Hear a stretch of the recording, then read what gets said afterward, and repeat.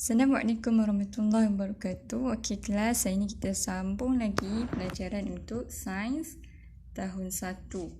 Hari ini cikgu akan bagi kamu soalan dan kamu kena tuliskan contoh 19A, 20C contoh. Okey, jadi kamu kena hantarkan jawapan-jawapan tersebut. Dan sebelum tu cikgu akan ajar kamu macam mana nak jawab dalam video ni. Okey, kita baca sama-sama.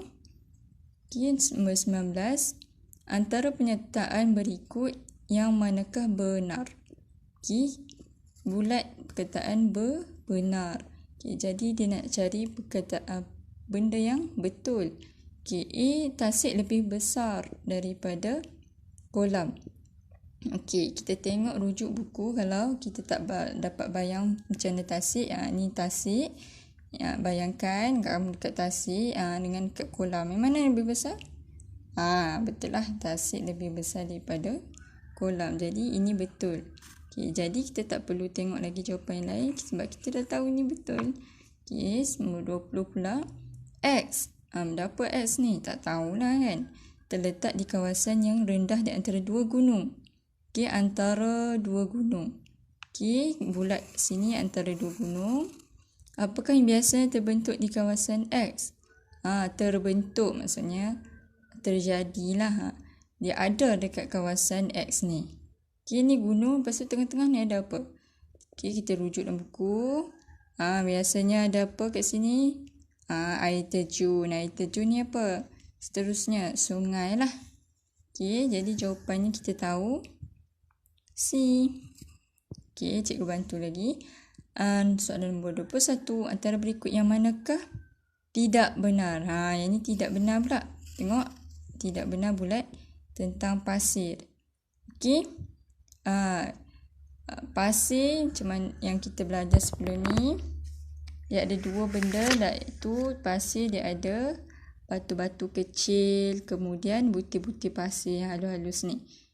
Dia ada batu-batu kecil ni kita panggil batu kerikil.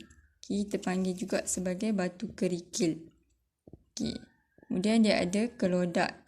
Kalau kita campur dalam air, dia ada kelodak. Yang salahnya apa? Nanti bagi jawapan kat cikgu. Kemudian 22.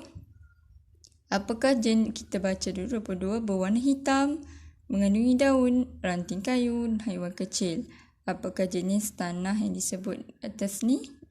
Warna hitam mana? Antara tiga ni. Bulatkan, nanti letakkan jawapan yang betul. Kemudian 23, antara berikut yang manakah dibuat daripada tanah liat? Tanah liat yang mana satu? A ke, B ke, C ke? Buku daripada apa? Baju daripada apa?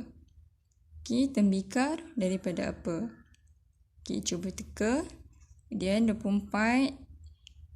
3 anak benih pokok keembung yang serupa ditanam dalam tanah yang berbeza. Ada 3 jenis tanah. Tapi pokok kat sini dia letak semua pokok sama jenis saja, itu keembung.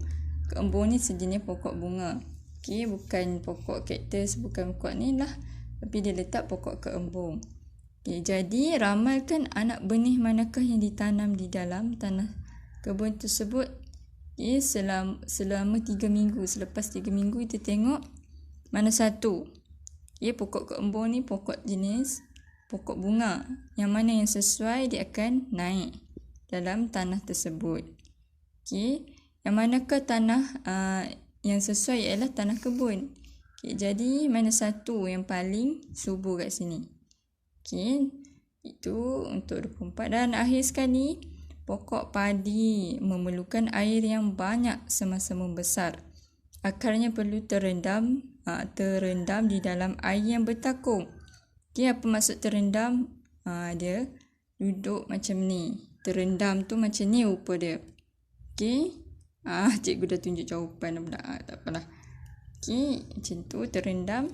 Apakah jenis tanah yang sesuai untuk penanaman padi?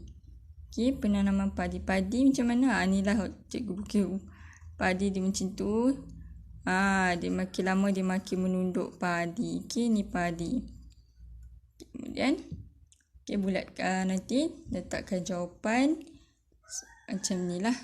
19 A 20 apa C. Okey, hantar dekat WhatsApp. Terima kasih.